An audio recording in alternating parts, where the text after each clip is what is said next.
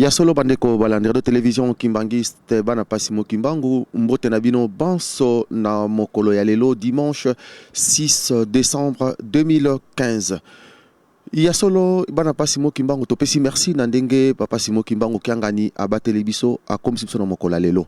Lelo ezali mokolo oyo toyebi kendenge ye mokalo baki yango na mibeko na ye tosa mokolo na yenga. Nde na mokolo ya lelo biso bandeko na bino toye na kati na paroisse ya Paris Lomière esika mosusu te bokomona molulu na biso ndenge ekolekama. Tozali pe na kati na délégation wana ndenge tokosambela na mokolo ya lelo tomoni ete lelo ezali nde mobilisation na tina mosusu te na likambo yo papa Simo Kimbangu kiangani azali kotinda na tinda na botongi mise yango wana délégation oyo ou commission oyo papa Simo Kimbangu kiangana tiaki ekozala awa na paroisse na biso ya Paris Lomière yango na kosenga na biso pe mama kote ya biso mama révérende Mambu Zebisala Honorine ye a côté ya biso na mokolo lelo a fongoli na mokana tata Nzambe a kotangela biso na psaume 101 à 5 exode 21 à 17 nde a kokende na Luc 17 11 à 19. Yango wana ezalaki ya bino ndeko papa Lambert Makwemi mo na lisungi ya papa Edi Zolandonga pe équipe mobimba ya Katelki Europe oyo ezali na mboka France nde tozali na paroisse na biso ya Paris Lomière oyo etambusami na révérend Banzuzi tosengi na biso nyonso tolanda.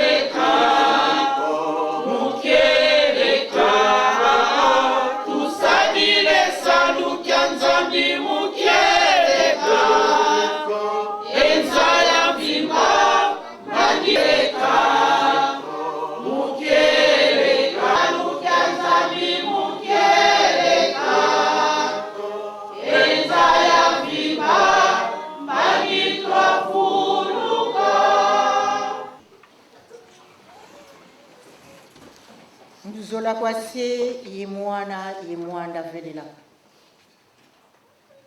Nzambi eto bikawawa yeboka ketu tata Nzambi yankenda ngeye imvali yetu inge wavanga bya onso ne byena munza yewavanga beto bantu bonso tifwana fani yako unu kiki tukugokele mono yezi mpangizami katwene tukafuanako bika watufuanisa uno kiki ilumbu kyansambwali ati na kiwabieka vo kya mlongo tuzolo lomba kwengeye sedieto wanzolwa mpasivo twakukembelea utuzigulila nzila tukulombele byaka watufuila nkenda mpasivo mwana wa mfumu wetu Yesu Kristo Njona wamona mpasi mukuma kia beto watu andrombe wafwame na mati matukula watuzimu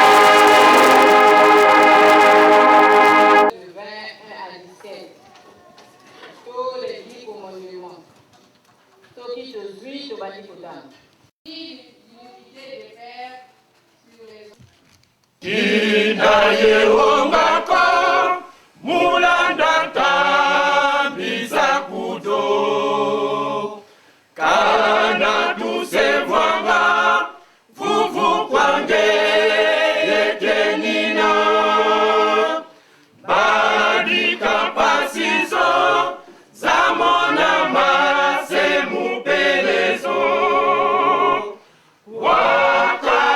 wakazuke twefumu do utambula dina yeongako mulanda tambiza kudo kana tusevwanga vuvu kwange yekenina badika pasizo zamona mase mupelezo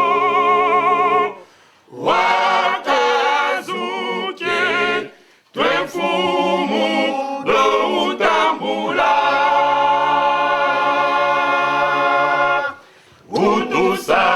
utusagisa muvita za satana kazolele twafukiswa mukembwa kutusonganga yambi twavangado elitukwa musulwanga vanza enzambyampu gufinama wayalenza yambi twavangado editukwa musulwanga vanza enzambyampu gufinama wayalenza yosatana ozalikoluka nini epaina ngaina lingi yote ende koluka gaye ote bifilemo yosatana ozalikoluka nini epaina ngaina lingi yote ende koluka gaye ote bifilemo ngazali mwana yasimo kimbamukangani na yebiyote ngoli mwana babikumisiye ngazali mwana yasimo kimbamukangani na yebiyote nzoto pe moli mwana babikumisiye ozali mono ya mabe mosala na yo kobebisa kende mosika na lingi yote ozali mono ya mabe mosala na yo kobebisa kende mosika na lingi yote yozawa satana ozali koluka nini epai na ngai na lingi yote kende koluka baye ote ya kifilemo yozawa satana ozali koluka nini epai na ngai na lingi yote kende koluka baye ote ya kifilemo ngazali mwana ya simo kimbamukangani na yebi yote nzoto pe molimo nanga bikumisiye ngazali mwana ya simo kimbamukangani na yebi yote nzoto pe molimo nanga bikumisiye ozali mono ya mabe mosala na yo kobebisa kende mosika na lingi yote ozali moto ya mabe mosala na yo kobebisa kende mosika na lingi yote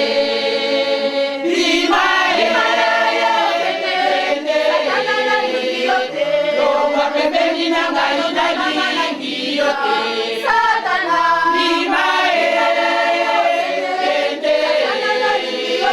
longwa pembeni na ngai na lingi yote satana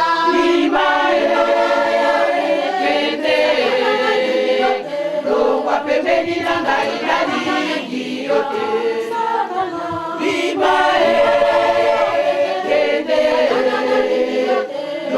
pembeni na ngai na lingi yote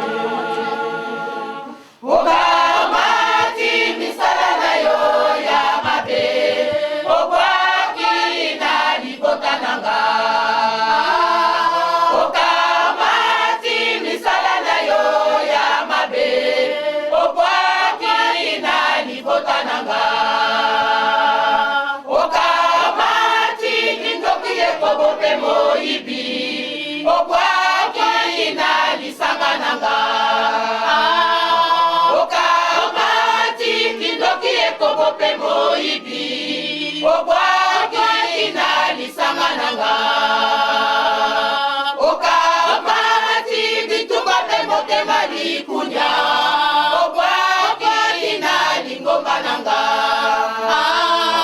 oka mati bitumba pe motema likunya obwaki na lingomba nanga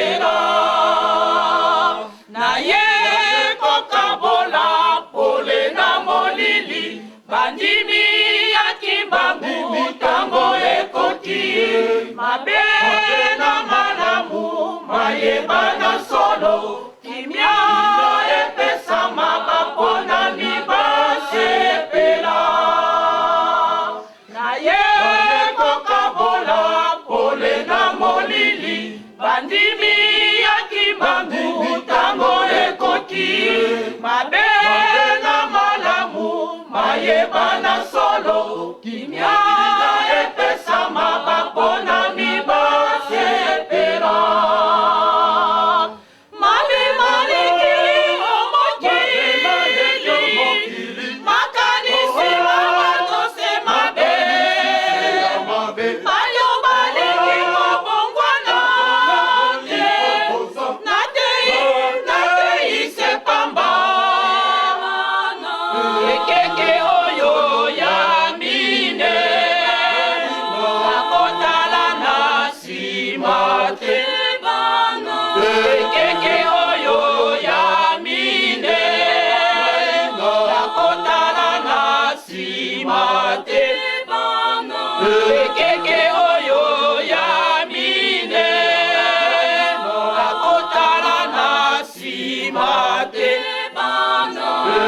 ekeke oyo ya mine nakotala na nsima te mabe maleki omokili makanisi bato se mabe bato baleki kobongwana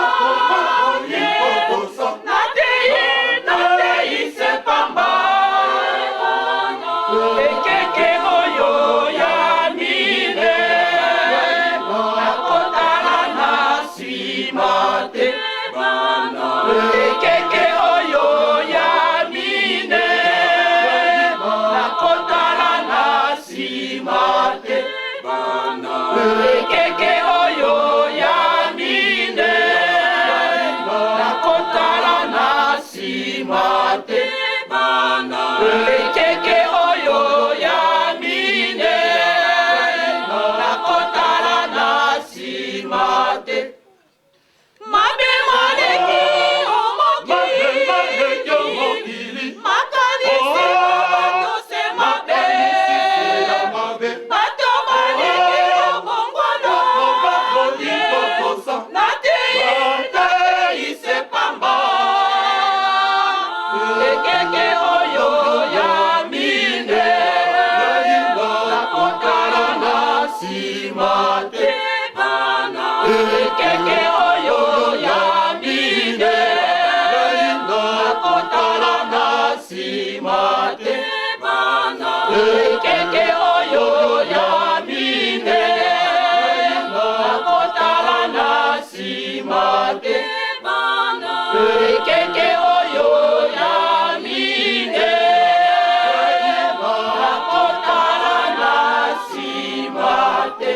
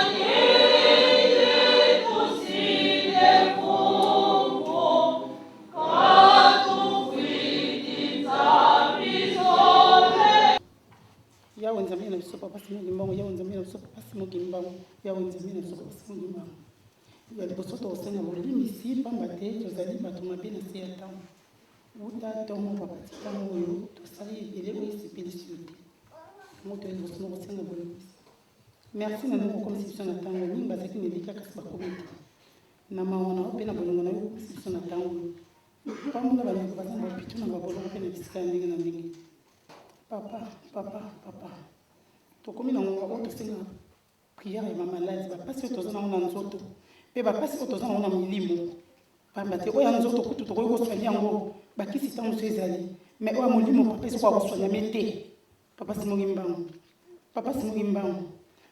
Kimbangu tala na ngonga oyo bana mibele baza na bahopito baza kolela baza koganga Fobetinyonga muna kondwa kwa lusalisu una kwibe na kwenda ena bakila lufufamu fobetinyonga muna kondwa kwa lusalisu una kwibe na kwenda ena bakila lufufamu tata yufulitita vyaku katusonge kenda sanyiwa munangiyi tusige fufu katufwilita misoleko tata yufulitita vyaku katusonge kenda sanyiwa munangiyi tusige fufu katufwilita misoleko. Prions au nom du Père, du Fils et du Saint-Esprit. Papa, je te remercie car tu nous as gardés pendant toute cette nuit. On était comme des morts et tu nous as donné un souffle de vie, papa. Papa, je te demande de pardonner mes péchés et à tous ceux qui sont ici, papa. Papa. Je suis indigne, papa. Je suis un jeune qui commet beaucoup de péchés, papa. Mais papa, je suis venu ici pour représenter les jeunes, papa. Papa, regarde dans le monde entier, papa. Il y a des gens qui souffrent partout dans le monde, papa. Surtout en Afrique. La famine, ceux qui sont dehors, des maladies, ceux qui sont dans les hôpitaux, papa. Papa, je te demande que tu sois avec eux et sois avec nous, papa. Que tu puisses nous garder, papa. Et que tu puisses, papa, garder-leur jusqu'à arriver ici. Je te remercie car, papa, tu nous as gardés jusqu'au venir ici, papa, pour que nous puissions prier ton nom, papa. Parce que ça, c'est ce qu'on a les paroisses, papa, mais il a fait dans chaque paroisse, mais il a fait à Kama, papa, dans le monde entier. Je te demande tout cela au nom du Père, du Fils et du Saint-Esprit.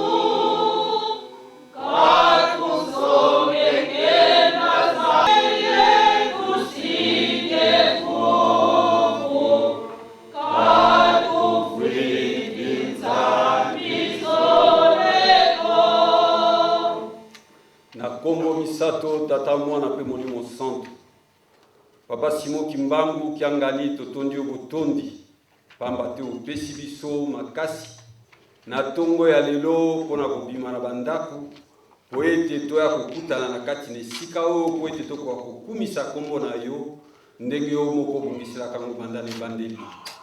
Papa mingi tobimi avant na kobima na bandaku tomeli bakisi mingi bamemi bakisi po bakoka komela na kati na esika oyo. Papa elikia na biso ezali epai na yo ete yo kosalisa biso pasi ya moto moyindo ti lelo papa esili te na bamboka na biso bakisi eza kokota kuna ezali bakisi ya solo te, bakisi ezouta esika na esika ezosalamela na ndenge elongobani te, kasi bandeko na biso, batata na biso, bamama na biso baza komela yango mpona kosalisa nzoto. Papa eliki ezali epai na yo ete yo na molimo okobongisa banzoto na biso, okotika te kisi moko ebebisa bato, pamba te bakisi ya malungu ezali kuna te. Papa Simon Kimbangu oti koyoka kolela ya mama, oti kolela ya mwana, tozali kaka na pasi ya nzoto te, kasi tozali na pasi ya molimo. Ya molimo oyo koza kotala oyo ezoleka na kati na lingomba. Papa Simon Kimbangu yolobaka ngo banda kala, na tango koya mama mwila alobaki ete tango bato mayele bakoya na kati ya lingomba, lingomba ekokoma pasi bakoya na baide na bango. Kasi papa yo olakisaki biso nyonso olakisaki biso. Olobaki ete natiki mutu moko mwana moke te, bino nyonso natiki bino bosokoli. Yango Papa Simon Kimbangu kolisa biso na molimo, kolisa biso na nzoto, salisa banzoto na biso ko ete tozala na nzoto makasi. Bafami totika besimba bango, pamba te papa yo sengi biso ete tokotonga nkamba ya Yerusalemi. Kasi tokotonga nkamba ndenge nini ntango basango eza koyela biso, mama azali nzoto malamu te, tata azali nzoto malamu te, baleki nzoto malamu te.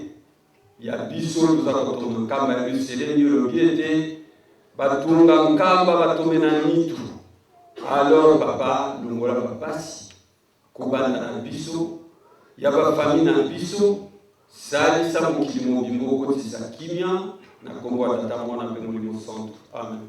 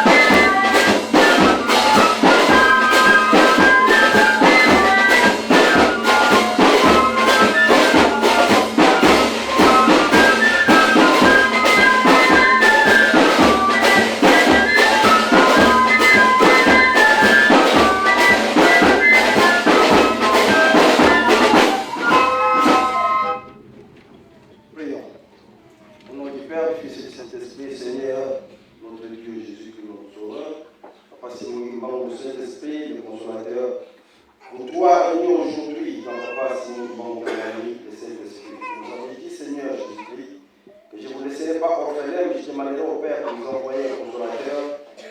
Il est là et il perpétue votre œuvre. Seigneur, nous vous remercions. Nous remercions toute la Sainte Trinité pour avoir manifesté la volonté de tout le monde. Dans beaucoup d'endroits, d'après les horaires différentes, à travers le monde entier, nous sommes tous regroupés pour pouvoir rendre gloire à votre nom, Seigneur. Nous vous disons merci. Nous sommes des pécheurs car nous ne suivons pas vos préceptes comme il le faut.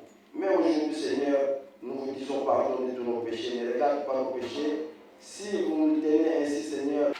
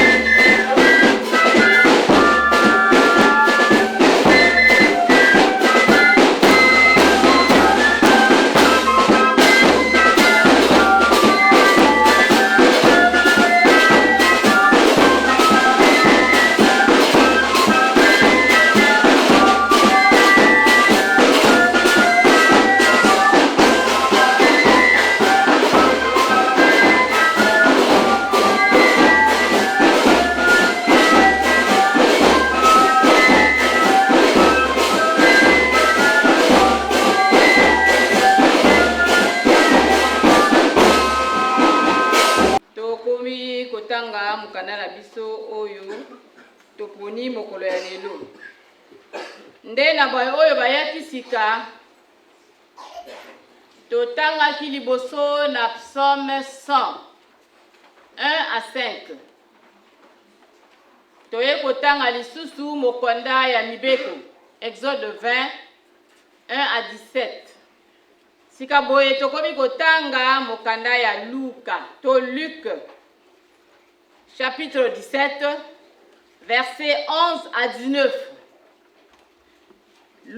Luc chapitre 17 versets 11 à 19 soki tozwi tobandi kotanga na kombo ya tata mwana pe tata molimo mosantu tata ya mwana pe tata molimo mosantu totangaki liboso na mokanda ya psaume oyo elobi ete loyembo ya David toyebi na malamu ete bana Israel bayembaki banzembo oyo na bobimi na bango na kati na bowumbu ya Egypto na mobu 430 ans bango bayembaki yango ndenge biso tosili koyemba sika boye bayembaki banzembo mpona kokumisa ye mpona kosanjola Nzambe toyebi na malamu ete na tango ndenge bakoyebisaka biso ete bana Israel bayembaki banzembo te na tango ya mosakoli Malaki nzembo wana ezalaki 150 toyebi ete 100 eyebanaki bato mais 50 eyebanaki bato te pamba te na tango wana bayembaki yango lokola bato bayebanaki te batiaki yango na kombo ya koko na biso David pona nini na koko na biso David bapesa banzembo wana pamba te ye David koko na biso David azali mutu ya liboso oyo asanjolaki Nzambe na banzembo yango wana ba 50 wana bapesaki batiaki kombo na ye ndenge bakolobaka na biso ete koyemba ezali kobondela mbala mibale oyo tosili kotanga na kati na mukanda ya tata Nzambe loyembo wana elobi nini loyembo wana ya Samson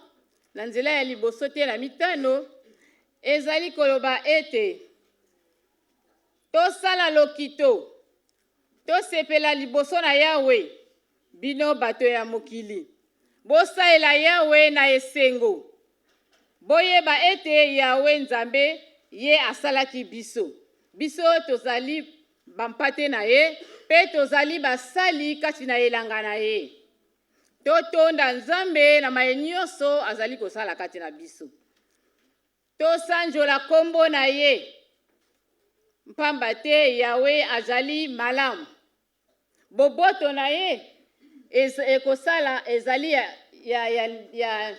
ya solo pe ezali na ndelo te yango wana motuna ezali yango biso na tango wana tokoloba ete ezalaki na tango na bana Israel melelo yo biso tozali kotambusama na ye moko Nzambe pamba te Nzambe oyo atambusaki bana Israel ye kaka pe azali kotambusa biso yango wana lobi tosepela pamba te na tango tozali awa batu mingi bazali koluka elongi ya tata Nzambe mengana yo tosili koyeba kombo na ye toyebi elongi na ye toyebi esika afandi ndenge bato na mokili bokolimbisa ngai balobi ete azali koya mwana ya Nzambe makolo ezali na nzela me biso lelo yo tomoni Nzambe bamusu todi chance tolena ye esika moko to voyage na ye makambo ebele apesi biso malamu tokumisa ye totonda ye tosala misala na ye na kati na esengo pamba te ye aponi biso pe apesi biso mibeko na kati na mobeko toyebi na malamu ete koko Abraham elaka epesamaka ye na Nzambe na tata Nzambe ye alobaki na ye te bobota na yo ekokende bowumbu na mokili mosusu elaka ekokaki libota na ye ekendeki na bowumbu na Egypto na mobu 400 na bakotaki 70 babimaki 600,000 nakobima na bango batangaki bamama te batangaki bana te batangaki bana oyo ya mibali bazalaki na âge ya 20 ans oyo tokobenga ete ba homme de pied oyo bakokaki kobunda etumba yango wana kobanda 20 ans et plus bango batambolaki na nzela bamoni makambo ebele bamiracle ebele balakisaki bango kasi bamati likambo nyonso ekozalaka na se na ntango soki kasi ezali likambo wana ebebi babosani bolamu nyonso oyo tata Nzambe abongiselaki bango nzela bale biloko euti na likolo makambo ebele me mwa ntango moke kaka ntango ake kozwa mibeko batikali koforme bavodor batikali koadore banzambe mosusu yango wana esepelisaki tata Nzambe te toyebi na malamu ete bana Israel basilaki nye na nzela bakomaki te na mboka na elaka nde Yosua ndenge bakolobaka na biso ete Yosua na Kalebi bango nde bato bakotaki na mokili ya elaka na bana oyo babotamaki na nzela tokobeta sete na lisumu oyo etali ete okozala na Nzambe mosusu te liboso na ngai Nzambe azali Nzambe ya zuwa pamba te ayebi nini atia na kati na yo mutu kuna na psalm alobaki na biso ete yende mutu akelaki biso tozali bampate na ye pe tozali basali na kati na elanga na ye bino bozali koyoka ngai nazali koloba position na biso ezali nini tozali na banzambe mosusu te babag balunette basinga oyo bamama na batata batikelaki biso mpona kobatela famille to mpona kozwa domination na tongo ntango olamukiaki likambo nini otikalaki koloba na eloko wana epesaka yo baprogramme ya mokolo na mokolo papa lobi kozala na banzambe mosusu te point azali Nzambe ya zuwa malamu lokola tozali na kati na biloko bisalasala wana barose christien bafranc-maçon bamagie blanche babongo na bongo totika biloko wana ezali ya biso te pamba te ye oke kozwa epai na ye opesi na loboko ya gauche ye azwi na loboko ya droite tozali kosopa makila na bato na biloko wana touti kozwa oyo bakoko na biso batikelaki na biso tosala angele toloba te ke mezala kaka bongo ti ntango nyonso bakoloba kaka tikabu ezali toyeba kotanga basigne de temps toyeba oyo elekaki lobi na epai tozali kokende paka te ye alobi kuna na psame te ngai nazali nzambe na bino mokeli na bino bozali bampate na ngai bozali basali na kati na elanga na ngai kasi tozali na doute tozali kondima te toyeba ete salaire ya masumu ezali liwa totika kosala mabe tosala malamu tolongwa na ngambo wana pamba te ekozala injuste. Oh papa nazalaki kokende ntango nyonso na ndako na nzambe nakolata tenu nakoyemba nakotia ntinsani kutu koleka sikoyo nga nazwi nzela te sikoyo bosepelisi baninga ngai nasepelisi te yeba nini yo olonaki soki olonaki nguba okopikola nguba soki olonaki masango okopikola masango oyo ndenge osaleli nzambe pe akufutela yo na ndenge wana totangaki na mukanda ya Luka toyebi na malamu ete Luka azalaki moyuda te azalaki pe moyekoli ya nkolo Yesu te Luka azalaki docteur pe na mboka Antioka Sulia Luka ndenge tosili kotanga akomaki mikanda mibale mokanda ya liboso ateyaki sango ya malamu ya Luka mukanda wana akomaki ya sango malamu ya Luka ezalaki makambo oyo ye atunaki na mama Malia mama ya nkolo Yesu pe na bayekoli ya nkolo Yesu na bato misusu na kati na mukanda oyo ya mibale oyo tobengi misala na bantoma acte des apôtres mukanda wana akomaki yango na ebandeli ezalaki makambo oyo ayokaki pe bayebisaka ye me na oyo ya nsima akomaki ezali mukanda maye oyo ye moko amonaki na miso na ye kimona meso yango wana aye kokoma yango likambo oyo Luka akomaki ezali likambo ya na ye moto akomaki yango me nkolo likambo ezali nkolo Yesu pamba te toyebi na malamu ete nkolo Yesu ntango abandaki mosala na ye ayeki kobikisa batu ayeki koteya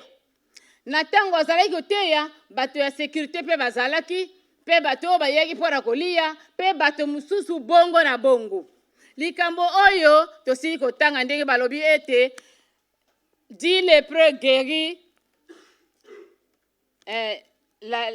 balobi dit lépreux guéri la prière ezalaki na mboka moko batu bazalaki kotambola bazalaki na maladi ya mbala oyo tokobenga ete lepre bazali kotambola pasi eleki bango baye kokoma pembeni nkolo Yesu azali kosalisa bato na ntango akomi wana bango balobi nkolo yokela biso mawa na ntina ete bazalaki na maladi ya mbala ebebisaka nzoto maladi wana bamosusu toyebi yango na ntango balobi ndenge wana nkolo Yesu atali bango alobi bokende epai ya basalisi to basacrificateur bango basimbi nzela bakomi kokende na ntango bakei même pas kokoma na kote bazali kola epai ya basacrificateur wana bamoni ete maladi na mbala wana esili kati na bango bakomi batu moko maladi esili bazalaki 10 me moko kaka kati na bango akanisaki ete lokola maladi oyo esili ngai esengeli ete nakende kozongisa matondo na nkolo Yesu na ndenge na bongi atamboli ake komona nkolo Yesu atie miso na ye na se alobi nkolo na ye kozongisa yo matondo pamba te maladi wana esili epai na nga nkolo Yesu atali ye alobi bozalaki bino 10 ebongo ba 9 wana mususu bakei wapi tozali komona likambo epai ezali kokende basalisi bango 10 me moko kaka ayi kozongisa matondo yango wana biso bato na mokili tozali na ingratitude makasi. Bango bazalaki ba ingrat, bandimi te. Mais Nzambe alobi ete kondima na yo ebikisi yo. Ngai nazali koloba. Bino bozali koyoka ngai. Kondima na biso ezali ndenge nini? Ezali ya makasi, o ezali na kati na eza na misisa, pe na kati na bolingo mibeko misala, ou bien ezali kondima ya keba. Tangu yangoyo toyuka basali ya tata Nzambe to ba pasteur ba cielo ba nganga Nzambe o ndenge toyebi tokende ko tubela mae nyonso tozali kosala ya mabe na se na tango po ete tozala bandimi ya solo kasi tozala bandimi ya kombo te. Yango wana batata na ngai bamama na ngai na bana na ngai totika kozala ingrat envers Nzambe na biso. Pamba te ya lobi kuna ete nazali Nzambe ya zuwa. Totala kaka bamama na batata mokolimbisa ngai ndenge tozalaka na kati na ndako. Tata soka asali kaka mwa likambo oyokeli likambo yo telemi butu mobimba kolala te mpo na nini likambo oyo tata asalaki. Ebongo biso Nzambe alobi ete tika maji, tika ekobo, tika kindoki, tika mawe nyonso pamba te balobi nkisumu ovila ya onzo yisumu. Malamu to reconnaître mabe na biso, mabunga na biso, masumu na biso, to tubela. Pamba te lisumu ya munene ezate, ya mukepe ezali te. Nyonso lolenge moko. Lifuti ya masumu ezali liwa. Mais biso tozali ndenge bakolobaka ete un homme averti en vaut deux. Tozali na clé en main ya kokota likolo ya ofele. Pamba te bango moko bazali kote ya biso totika mabe tosala malamu. Bazali kobombela biso ta secrété. Balobi bilaka ebelemi. Bilaka ebelemi. To reconnaître masumu na biso, to tubela, to tia ndelo. Nini ekomona naka? Pamba te moto soka sali lisumu akomaka na aveuglement spirituel. Miso na ya molimo ezali kosala lisusu te. Ozali komimona ete oyo nyonso nazali kosala ezali bien. Mende osi opengwi, osi okoti na libulu otikali sima. Yangwana biso tozala lokola lundalala te. Bache boye yake, basongisi boye me tozali kotambusama na Nzambe ya bomoi. Papa Simo Kimbangu Kiangani na Yeluselemi. Totika maketi keti. Totika badut. Tozala na kondima ya solo. Me tozala ba hypocrite. Tozala na bomoko. Ndenge bakolobaka ete mika myambwa lekila kumosi vumbukila kumosi. Yango wana bandeko na ngai tozali bana ya tata moko mama moko. Tosengi nzembo kuna na bajeteki oya mibale oyo toyembaki s'il vous plaît. Oyo balobi bima yo satana ozali koluka nini epai na ngai nalingi yo te kende kozuka baye otia kizilemo. Yo satana ozali koluka nini epai na ngai nalingi yo te kende kozuka baye otia kizilemo. Nazali mwana ya Simo Kimbangu Kiangani na yebi yo te nzoto pe molimo nanga likundisi ye. Nazali mwana ya Simo Kimbangu Kiangani na yebi yo te nzoto pe molimo nanga likundisi ye. Ozali moto ya mabe mosala na yo kobebisa kende mosika na lingi yo te. Ozali moto ya mabe mosala na yo kobebisa kende mosika na lingi yo te. Bima satana na lingi yo te. Toka pembeni na ngai na lingi yo te. Satana bima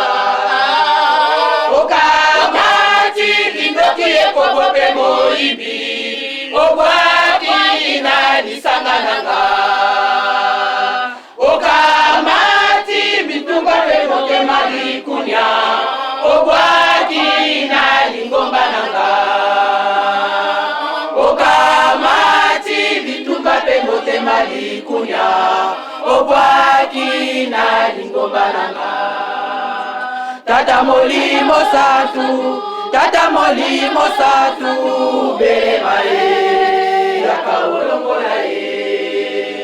Tata Molimo Santu, Tata Molimo Santu, Belemae, Yakaolongolae. Tata Molimo Santu, Tata Molimo Santu, Belemae, Yakaolongolae. Tata Molimo Santu, Tata Molimo Santu, Belemae, Yakaolongolae. Tata Molimo Santu, Tata Molimo Santu, Belemae, Yakaolongolae. Bimae, Tata Leliote, Tonga pembeni na ngana kiyote. Satana, Bimae, pembeni na ngana kiyote. Satana, Bimae, Satana kiyote. Pembeni na ngana kiyote. Satana, Bimae, Satana kiyote. Pembeni na ngana kiyote. Satana, Bimae, Satana kiyote. Pembeni na ngana kiyote. Menzembo epesi biso maloba nyonso oyo esengelaki ntango mosusu ebima na mateya menzembo abimisi yango. malamu tozwa conscience tosala examen de conscience pamba te tokomi kosala bilan vula mobimba oyo papa abateli yo etamboli na yo evandeli na yo elobeli na yo misala na yo ezalaki ya malamu ou bien ya kitoko moto na moto ayebi epai ekwele na ye oyo azali na matoi ayoka totelema tobondela sedeto wena mazulu bika nkungwa kuyasi tuswa kimfumuki ya kukiza luzolo kulavanga toto bonso kokuzulu jakweto kwalumbuka lumuvana kolumbuke tuyambula mfuka zeto bonso beto tuvidi batuyambula mfuka twala kumunuko kanti ututana mpami kadi kimfumu ikiaku enkembo ezitusu anvu yanvu mkumbwa se mwana velila amen amen nuiseno babo kwanza mbya moyo kembwangi tukulu kansongele ye masumu medo pelusisa kebera tukebera nuiseno babo kwanza mbya moyo kembwangi tukulu kansongele ye masumu medo pelusisa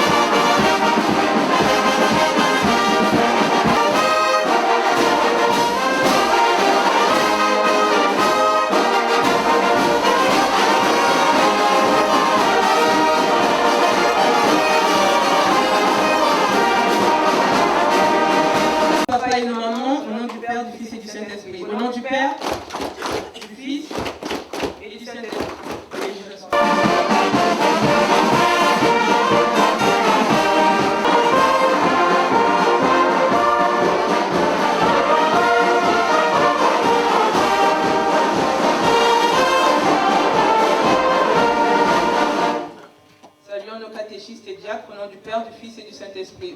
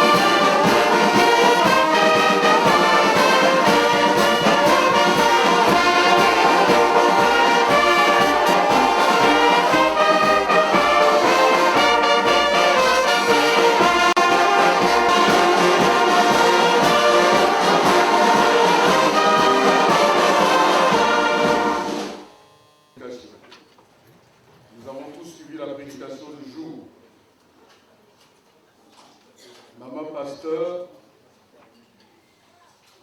qui nous a précédés en cet endroit a été très éloquente. Et donc, nous ne tirerons pas en longueur sur sa prédication, sinon peut-être essayer de rendre quelques mots, quelques bribes de mots en langue française.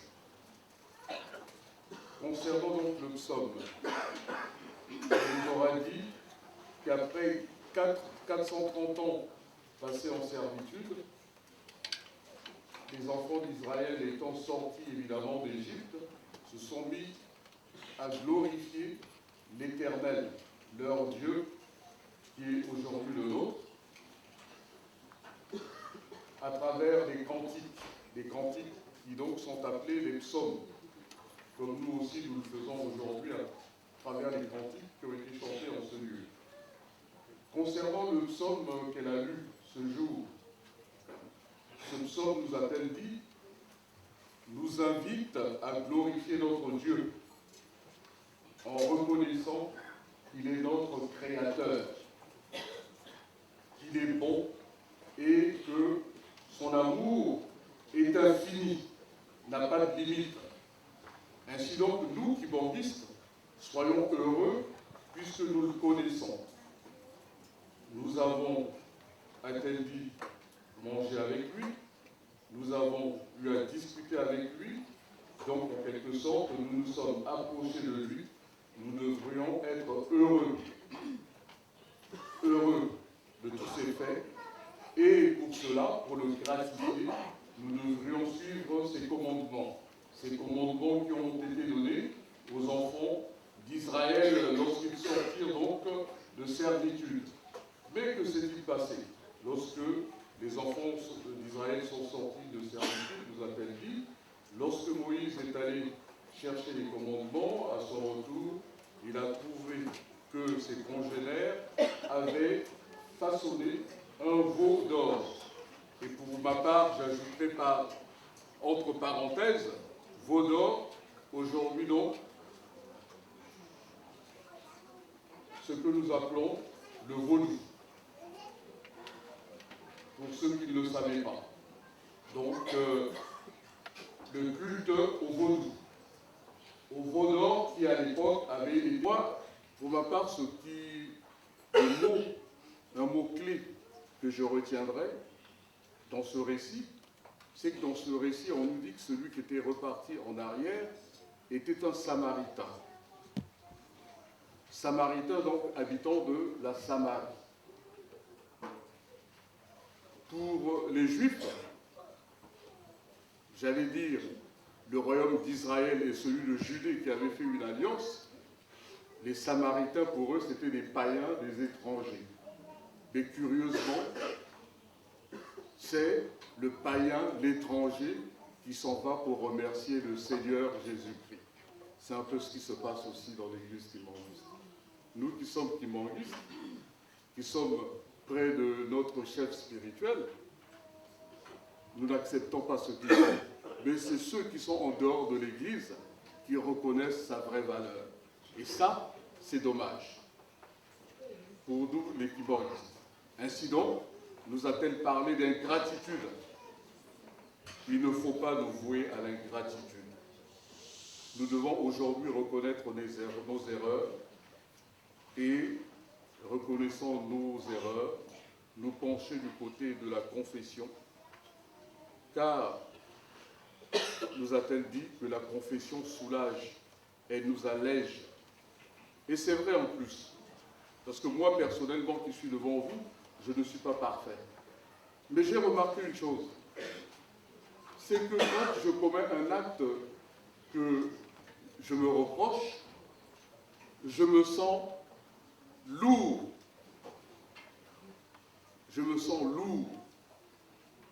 J'ai la sensation, l'impression qu'il y a tout un poids qui s'acharne sur ma personne.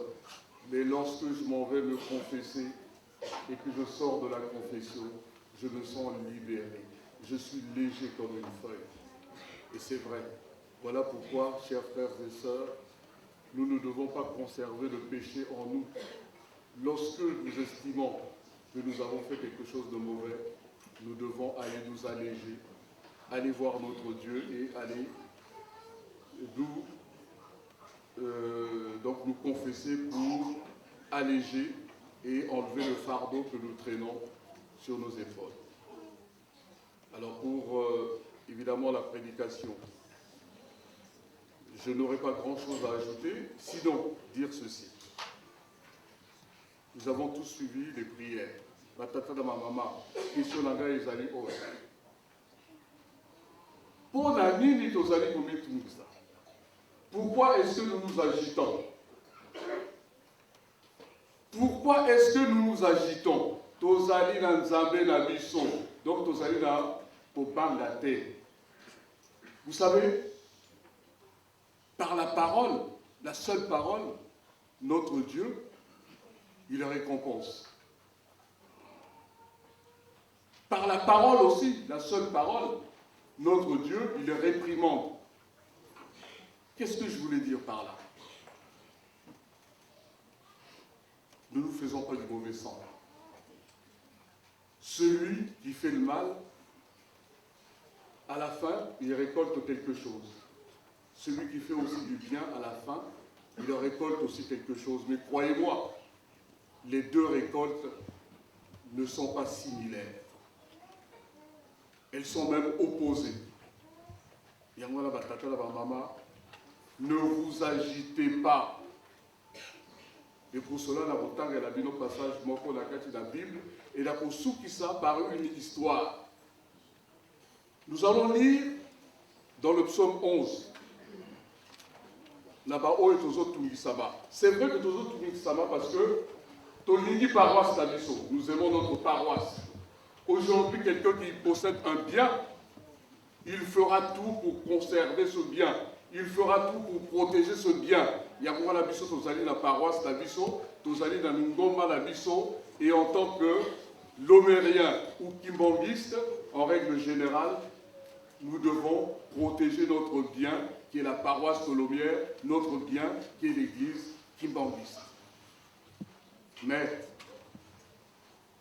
ne nous affolons pas. Dieu, il est aux commandes. Papa Simon Kimbangu-Kiagadi, il est aux commandes. Papa Simon Kimbangu-Kiagadi, il est au contrôle. Il voit tout ce qui se passe. Ne nous leurrons pas. Et voilà la retard et la vidéo passage Moko, le psaume 11.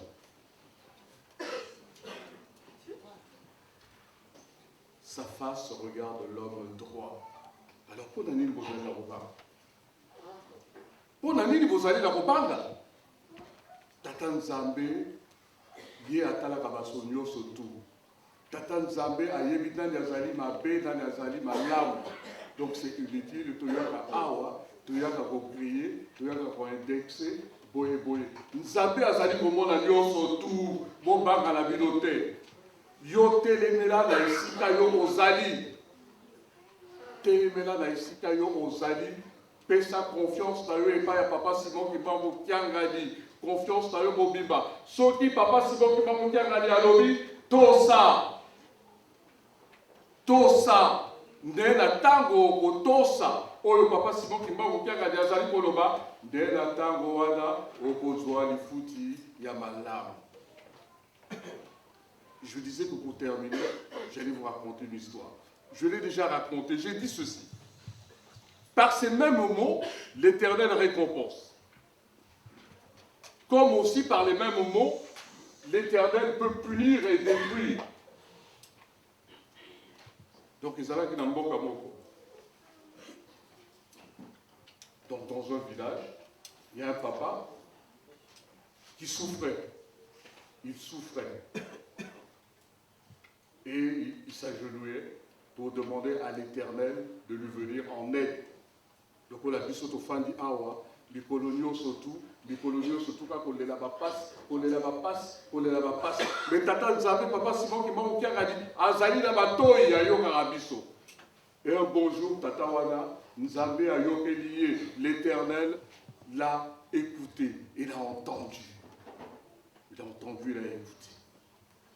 Alors il lui a dit, ce monsieur s'appelait Tata Sam. Tata Sam, va dans le village voisin. Vas-y, dans ce village, on y vend des chevaux. Mais, quand tu y arriveras, tu verras, il y aura un cheval qui sera tout blanc. Le seul. On te proposera d'autres chevaux qu'on estimera être meilleurs que celui-là. Mais toi, tu n'achèteras que ce cheval-là. Et Nathan ressemble à cheval. Il sera comme tous les autres chevaux. Mais il te fera gagner de l'argent parce que ça sera un cheval miraculeux aux yeux du monde.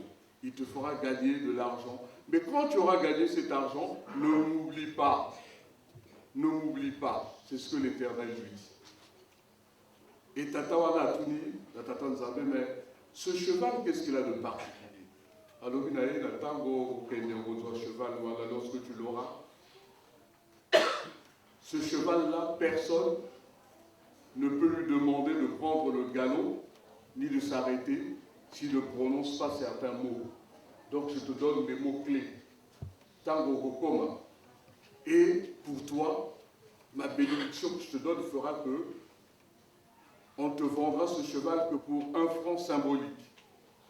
Donc, Tatawala nous appelle à l'Obinaye que ce que Mati, il connaît à cheval et en haut, ce qui, au lobby, ouf, cheval à Kedagano. Ce qui, au lobby, amen, cheval à Kangani, à Télémi. Bon, il y a à Komi, Namboka Wada, à Somi, cheval, Punda, à Somi. La Tekili Yango, comme on lui avait dit, à 1 euro symbolique.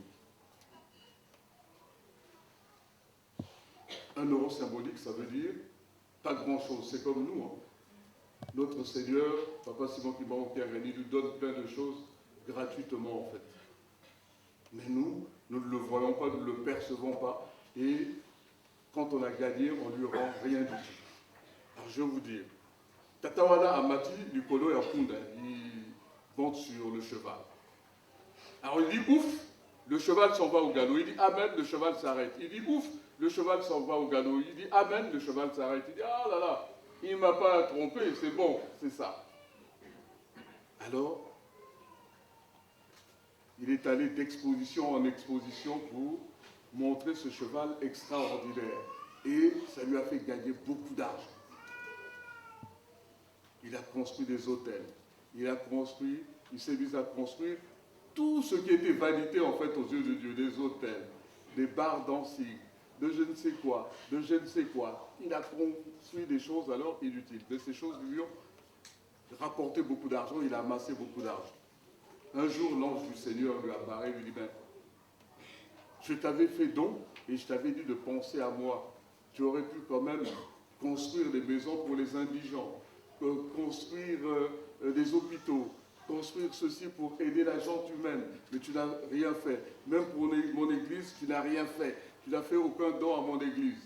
Et lui, il dit, oh, tant pis, dès que tu m'as donné, moi, ce cheval, je le manipule à ma guise, je me contente de ça. Et j'ai eu le coup là-dessus. Natango, Totsuaka Elo, Euti, et pas à papa, à un moment donné, on tourne le dos, on ne veut plus obéir. Le botal a dit Kaborola. Tatawana, jour moko, donc, à du cheval, il rentre chez lui. Il rentre chez lui, il est arrivé devant sa porte, il ne sait plus comment faire pour arrêter le cheval. Il ne sait plus comment faire pour arrêter le cheval. Et les nombreuses femmes qu'il avait épousées sortent de la maison et le voient donc en train de passer devant la maison sans s'arrêter. Le cheval était vraiment à toute allure. Il dit, ah, ta sable, mais comment tu t'arrêtes pas chez toi? Qu'est-ce qui se passe? Tu dépasses la maison. Il dit, mais je ne sais plus comment arrêter ce cheval. Je ne sais plus comment l'arrêter et tout. Alors, le cheval au galop, il voit au loin qu'il y a un précipice, un ravin. Il dit, mais bon Dieu, mais comment je fais? Si je ne l'arrête pas, je tombe dans le ravin, moi. Alors, à ce moment-là, il reconnaît l'existence de Papa Simon Kimbangu Kiangani. Ah, Papa Simon Kimbangu Kiangani. Ah, Papa, pardonne-moi. Oui, Papa. Ah, là, là, là, là. Il fait sa prière. Et juste au moment où il termine la prière, il s'était retrouvé au bord du précipice du ravin. Il dit Amen. Alors le cheval s'est arrêté. Il s'est dit, ben oui, mais c'est le mot. Mais c'est le mot Amen pour arrêter le cheval. Il dit, ah, j'ai triomphé, je l'ai gagné, ce Papa Simon Kimbangu qui a gagné. Il voulait m'avoir, mais je l'ai eu, moi. Donc il s'est arrêté juste au bord du précipice. Et, à ce moment-là, comme il transpirait à grosses gouttes et tout, peur de la mort qu'il voyait devant lui, il va pousser quoi? En français, nous disons, un ouf de soulagement. Puis le poids, je suis soulagé, il pouf, un pouce. Ah, ouf, je suis sauvé. Mais il avait encore oublié que lorsqu'on dit ouf, que fait le cheval? il s'en va au galop.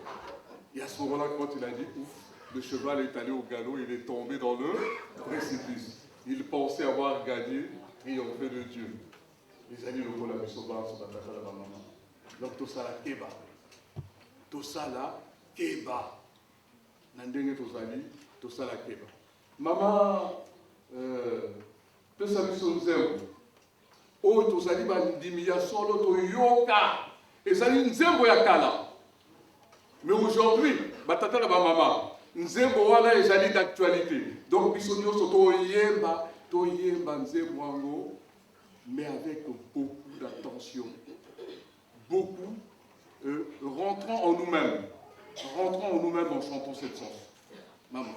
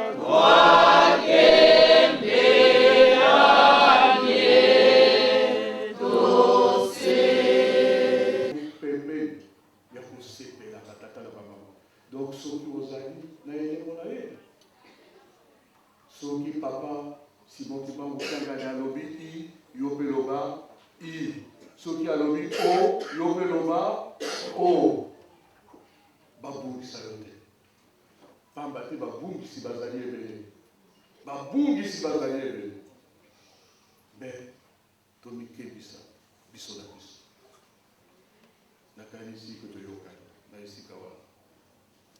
Tout à l'heure balobi na biso que dimanche prochain, la meeting de la papa, la paroisse senior surtout, il faut tout ça là, le salaire à musée. Ah, mais pourquoi insister sur le musée, le musée, le musée? Est-ce que vous connaissez l'origine du mot musée au fait? Vous savez ce que c'est qu'un musée?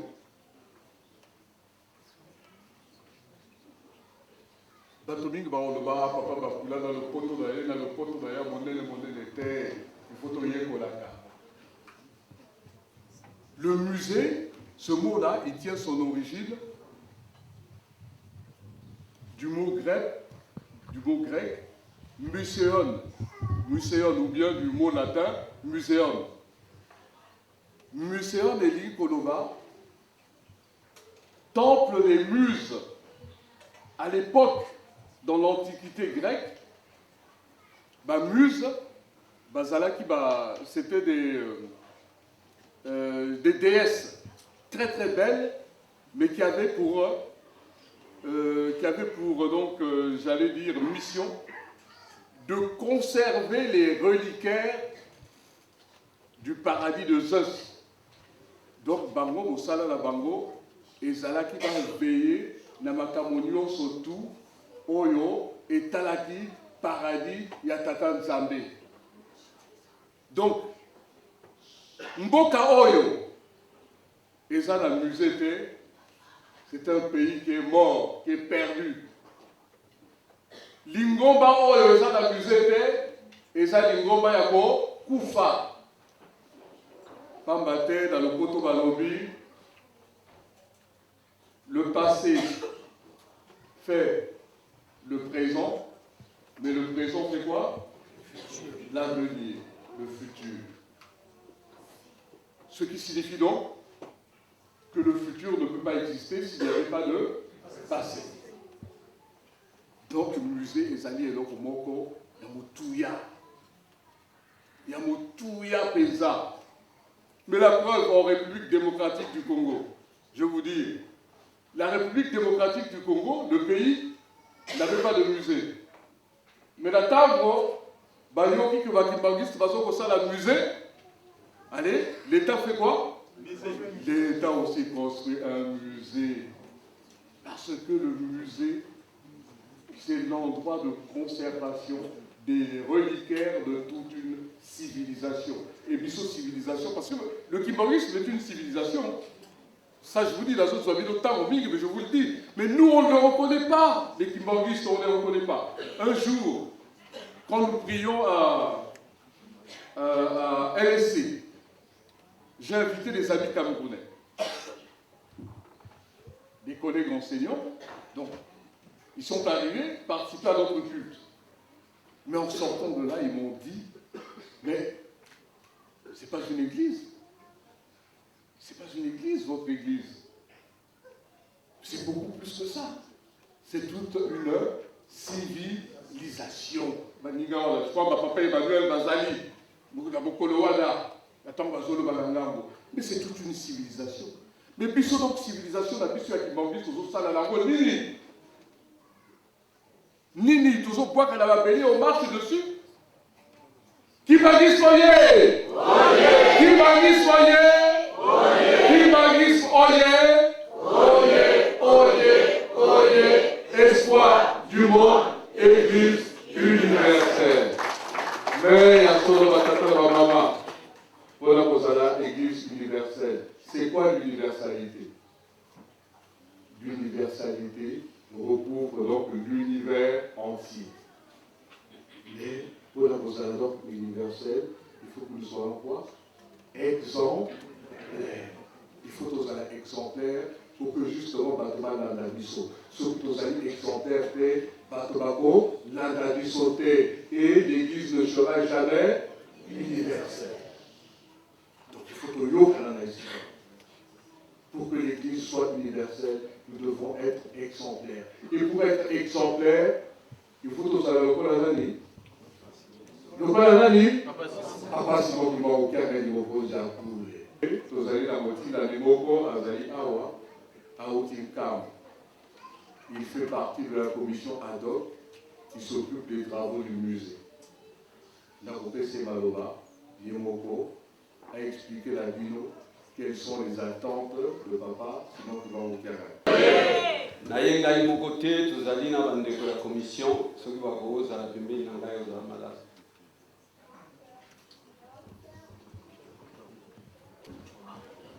Toutaki na nkamba ya Yerusalemu ndenge boyoki papa pasteur auti koloba papa disolo mususu eza na papa mikolo te ezali makambo ya mise tokomaki na nkamba mikolo eleki batangelaki bino mikanda papa azalaki na posa na biso po ete tokende kotala makambo ya mise ezali ndenge nini. Ndenge papa pasteur alobi eloko wana papa azopesi la importance ya ndenge mosusu mikolo eleki alobaki boye alobi ba surprise ekozala na kati ya mise bible oyo nkolo yesu amema apesaka papa Simon Kimbangu eske boyebi esika ezali ndenge papa pasteur alobi wana ezali bokoko ya mutu mwindu. Papa Mfumaloba ayebisaki biso tokosala troisième partie ya Bible. Tokosala yango ndenge nini soki toyebi bokoko na biso te. Yango papa alingi batu nyonso tu toyeba importance ya likambo. Tokendeki nkamba mpona nini lelo soko okotala baconstruction ezali na nkamba ezali kamwa pasi. Papa yambaki bato ya minene ya ndenge mosusu bakendeki na nkamba. Me bakei bato wana baapresie bandako mibale, ndako ya bata Belgique basalaki, et puis na bureau Saint-Ouen asalaki, puisque bato basalaki bureau wana bazali basali oyo bautaki awa. Yango etindaki papa Simon Kimbangu Kiangani. Depuis 2013, alobaki boye nazali na posa ya basali ya poto. Biso toya comme ambassadeur. Toye koyekola musala na kati ya mboka oyo. Ozali maçon, ozali menuisier, plombier, électricien, bamisala nyonso tu papa azali na biso posa.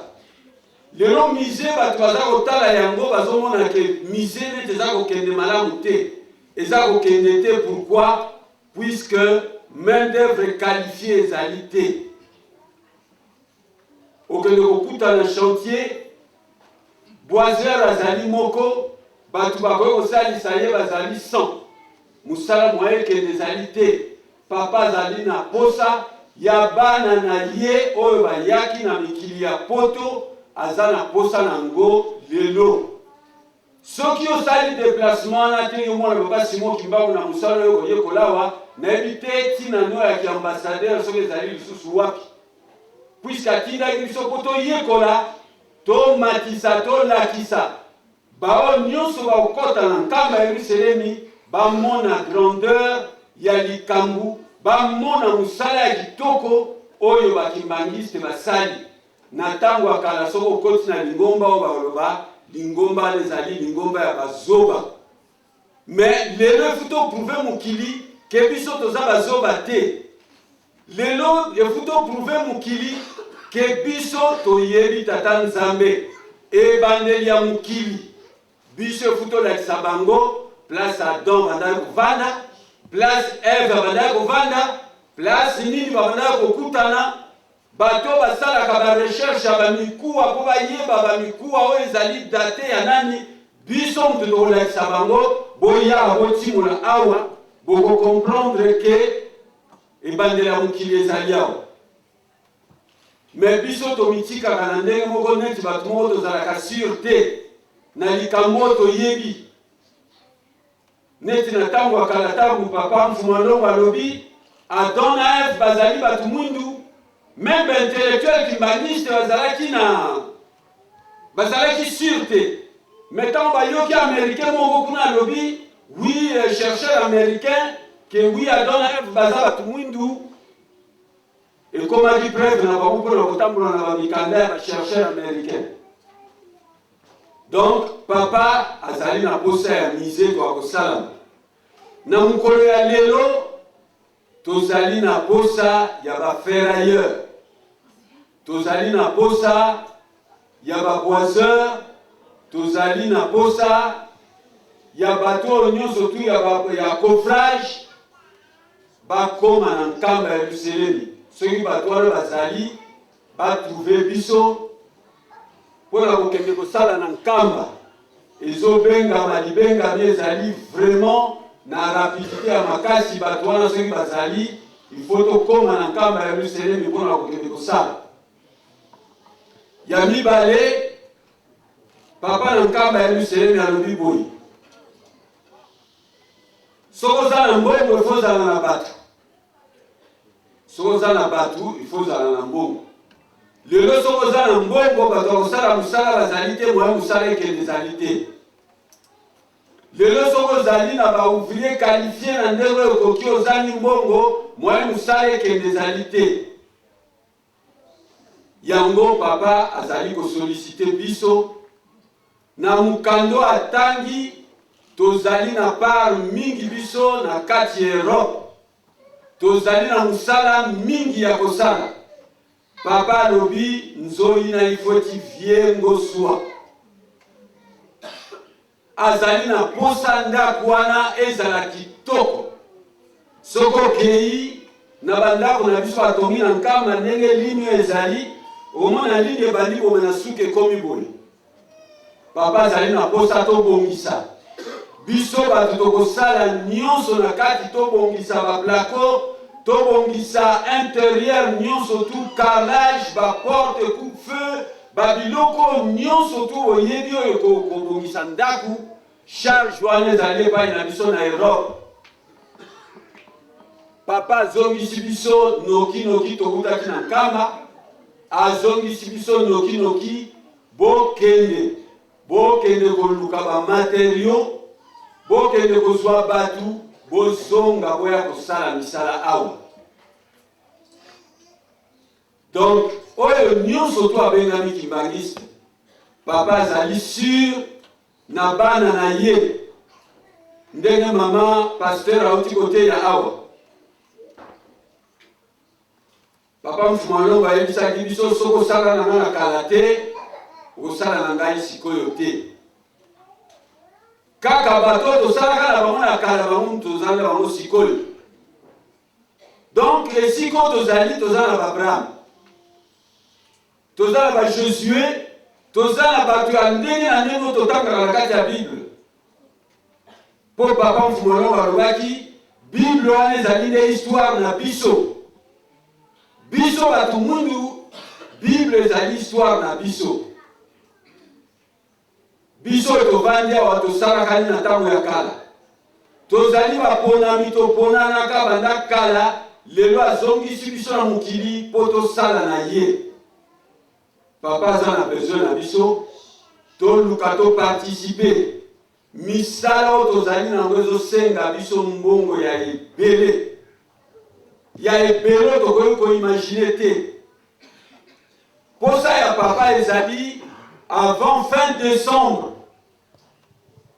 conteneur to baconteneur ya babiloko il faut ekota na nkamba Yerusalemi ekende kozela baouvrio bakolanda mpona kokende kosala yango papa atindi biso kimbangiste nyonso tu alamuka bokoki kocomprendre ke papa atelemeli likambo oyo na bapasteur papa atelemi epai ya bapasteur alobi bapapa pasteur bolimbisa ngai eloko na koloba ezali tokoka kosolola na bino ngo avant me naza koyebisa bino ngo sikoyo naza na posa meme ba 500 francs oyo bafutelaka karte oyo nyonso bandimi bazofuta karte bomemela ngai yango awa mpo natonga mise mpona komona importance nini oyo papa atie na makambo ya mise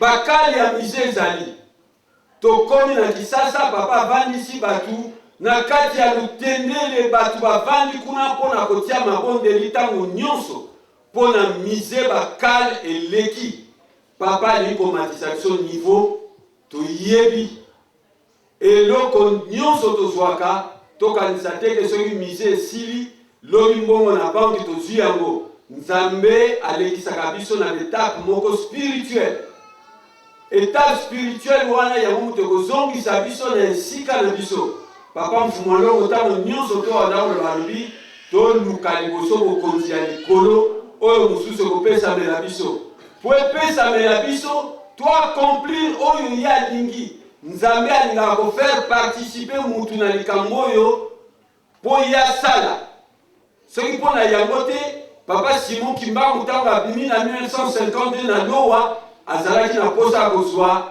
bana 12 te mpo akende na bango na ongoka bakende kobimisa bible oyo bamindele bakungisaki to azalaki na posa te akende kosenga bakoko na Lowa bopesa ngai mbongo tokende kosomba mokili puiske mbongo ye utasalaka nyonso tu ezali epai na ye papa aza na posa aparticipe biso na musala wana ndenge esalamaka na ntango ya kala.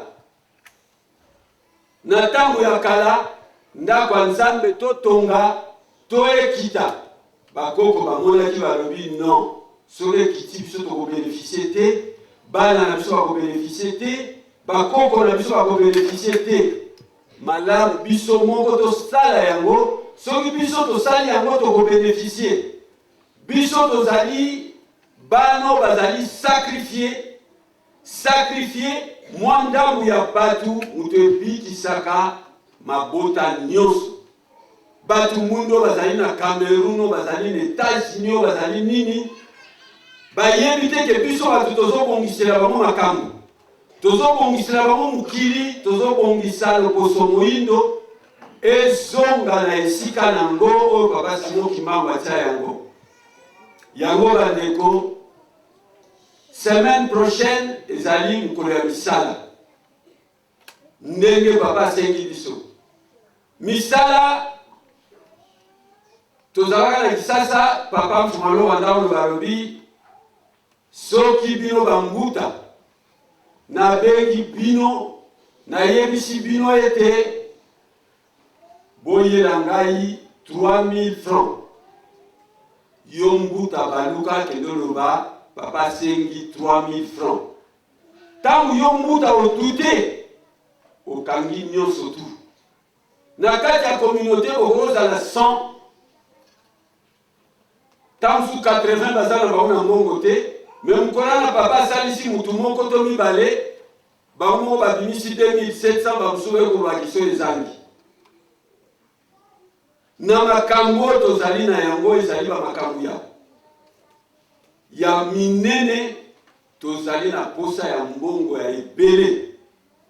Donc tozali sûr dimanche tokokutana awa, dimanche tokozala awa, dimanche mutu na mutu akanisa kado nini akopesa epai ya Papa Simon Kimbangu kiangani.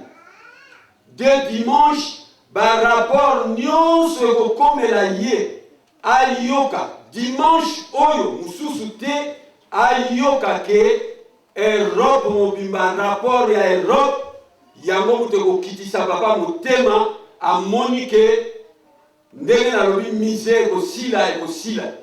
Papa alingi koyoka mutu te aloba ke ndenge mise ezali nazodute ke esila. Papa alingi koyoka yango te. Bato ya kala tokanisa exemple ya Papa Mfumu Mbanza mpona kofongola na centre d'accueil.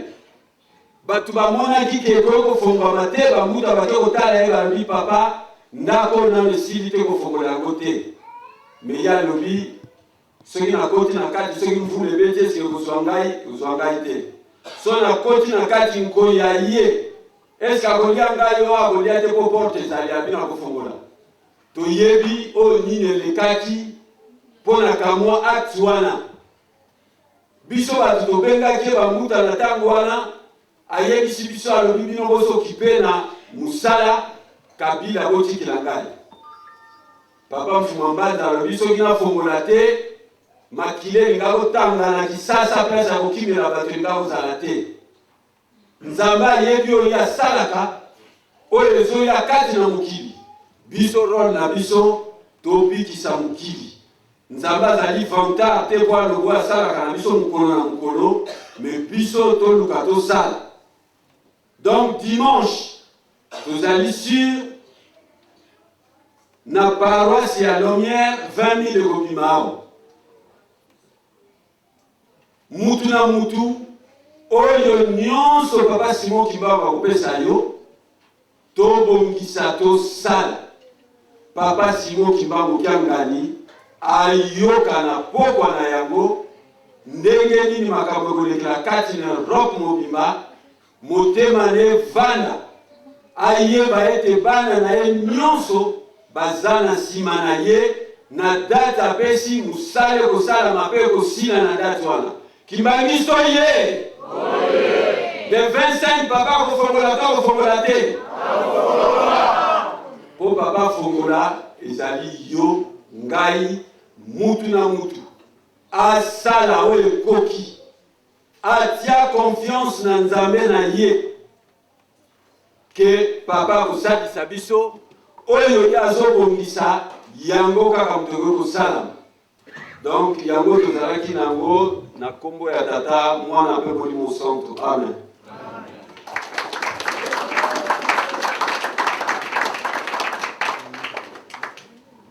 Ya papa responsable na kombo ya tata mwana mpe molimo santo, na kombo ya tata mwana mpe molimo santo. Donc avant de passer à la présence, nous avons oublié de saluer la Faki. Donc nous allons demander à la Faki de se préparer afin de vous saluer.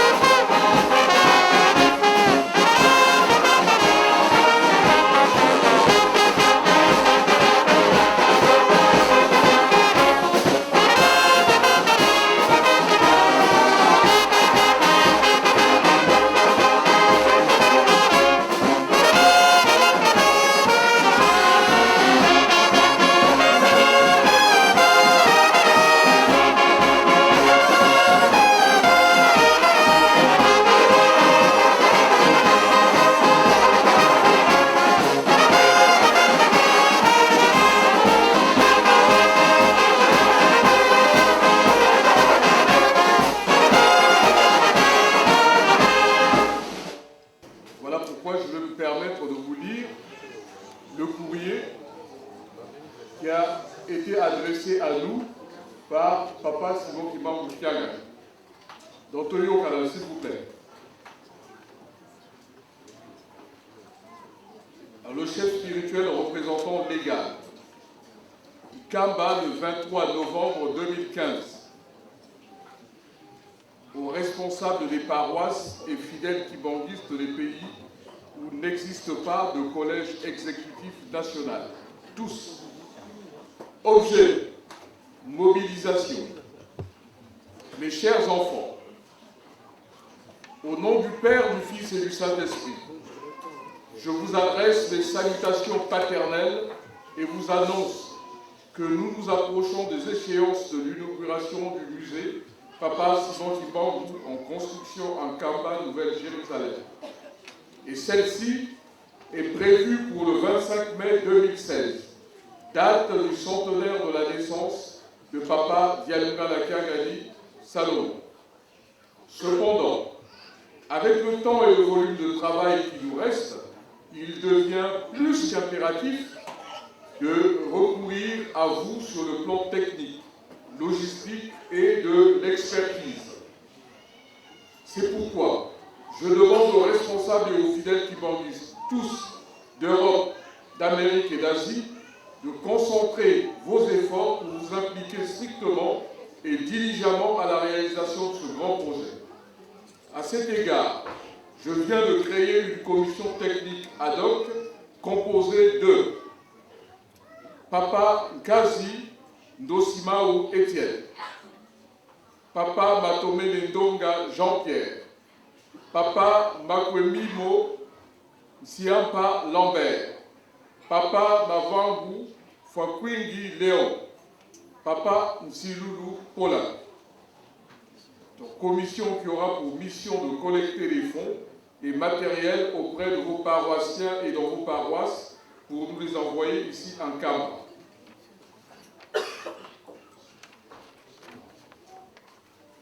Elle devra également rechercher des techniciens kimbanguistes de différents domaines devant venir travailler parce que vous êtes responsabilisés pour les travaux de 1. L'électricité, 2. La plomberie, 3. La sécurité électronique, 4.